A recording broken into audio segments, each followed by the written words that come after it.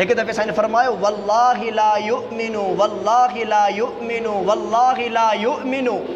सहाबा किराम जेके वेठा न उन अर्ज़ कयो या रसूलल्लाह तव्हां कंहिंजे लाइ था चओ, या रसूलल्लाह कंहिंजे लाइ था चओ?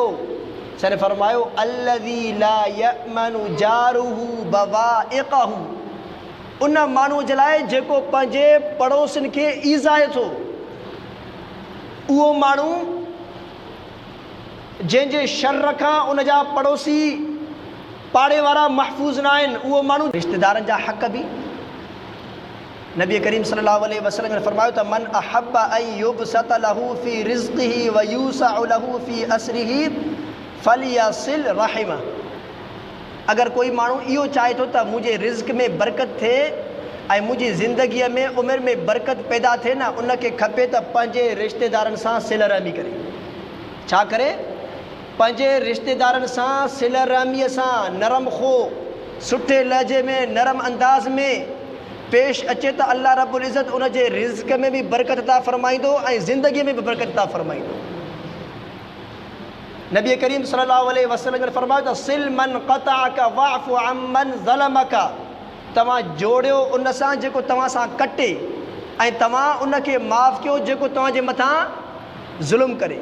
जेको कटे न कंहिं वक़्तु भई उनजे पुट जी शादी थी उन असांखे न ॿुधायो, ठीकु आहे न ॿुधाईंदा उनजी मजबूरी थी सघे थी, माण्हू खे तावील करे त पंहिंजे पुट जी शादी ते उनखे ॿुधाई, या अहिड़े तरीक़े सां ॿिए कंहिं ख़ुशीअ जे मौक़े ते, या असां जेके ग़मीअ में उहो शरीक न थी सघियो त असां सोचूं भई उनजी मजबूरी थी सघे थी इन वजह जे करे। लेकिन जॾहिं उनजे घर में का ग़मी पैदा थिए न असां फ़ौरन वञी करे पहुचूं। असल इस्लाम त इहो आहे न लैसल वासिलु बिल मुकाफ़ी, त जेको माण्हू बदिलो चाहींदो न उहो त सिल रहमी न थियो। जॾहिं मां बदिलो चाहींदुसि पंहिंजे रिश्तेदारनि में, मां इहो चाहींदुसि त भई मुंहिंजे ग़म में न आयो त मां बि न वेंदुसि, मुंहिंजे फ़लाणे जे इन वफ़ात ते न आयो त मां बि न वेंदुसि, मुंहिंजे फ़लाणे जी शादीअ ते न आयो त मां बि न वेंदुसि। इहो त पोइ बदिलो थियो न, सिल रहमी त न थी न।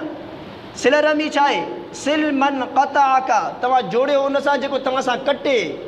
उहो माण्हू कटे थो तव्हांखे, तव्हांजो भाउ असांखे पाण खां परे रखणु थो चाहे, या मामो आहे चाचो आहे ॿिया असांजा रिश्तेदार आहिनि, कहिड़े बि तरीक़े सां उन्हनि सां असांजी रिश्तेदारी आहे, असांखे साइड ते रखणु चाहिनि था न, ठीकु आहे दरगुज़र करिणो आहे, तवजो न आहे ॾियणो, त असां उन्हनि सां पंहिंजे रिश्ते खे जोड़ियूं, असांखे न आहे कटणो।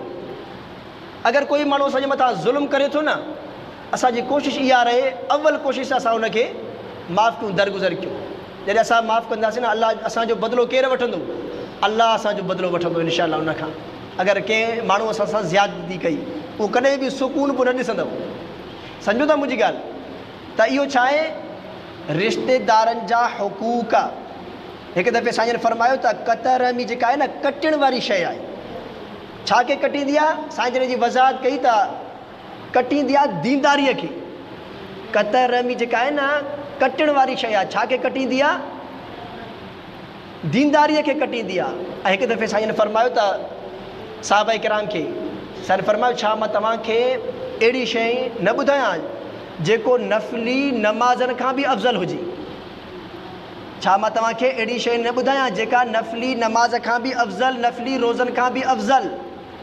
साईं फरमायो न। साहबा किराम जन अर्ज़ु कयो या रसूल अल्लाह ॿुधायो छो न? साईं फरमायो त इहा अथव सिल रहमी। छा आहे? सिल रहमी नफ़ली नमाज़नि खां बि अफ़ज़ल आहे। अगरि असां नफ़ली नमाज़ अदा नथा करे सघूं न, 5 वक़्त जेके असांजे मथां फ़राइज़ आहिनि, सुन्नत मुअक्कद आहिनि, असां उन्हनि जी अदायगी कयूं था। अगरि असांखां नफ़ली इबादत नथो थी सघे, नथा करे सघूं न, उन जी जॻह ते बदिले में असां पंहिंजे रिश्तेदारनि सां, पड़ोसियुनि सां, अज़ीज़ अक़ारिब सां सिल रहमी कयूं था न, इहो असांजे लाइ अञा वधीक अफ़ज़ल आहे। हदीस आहे नबी करीम सल्लल्लाहु अलैहि वसल्लम जन फरमाइनि था पिया। इहे छा आहिनि? इहे आहिनि रिश्तेदारनि जा हक़। ऐं ॿिए न उन खां बाद पड़ोसी, कंहिंजा हक़? पड़ोसियुनि जा हक़। हिकु दफ़े साईं फरमायो वल्लाहि ला युमिनु वल्लाहि ला युमिनु वल्लाहि ला युमिनु। सहाबा किराम जेके वेठा न उन्हनि अर्ज़ु कयो या रसूल तव्हां कंहिंजे लाइ था चओ? या रसूल कंहिंजे लाइ था चओ?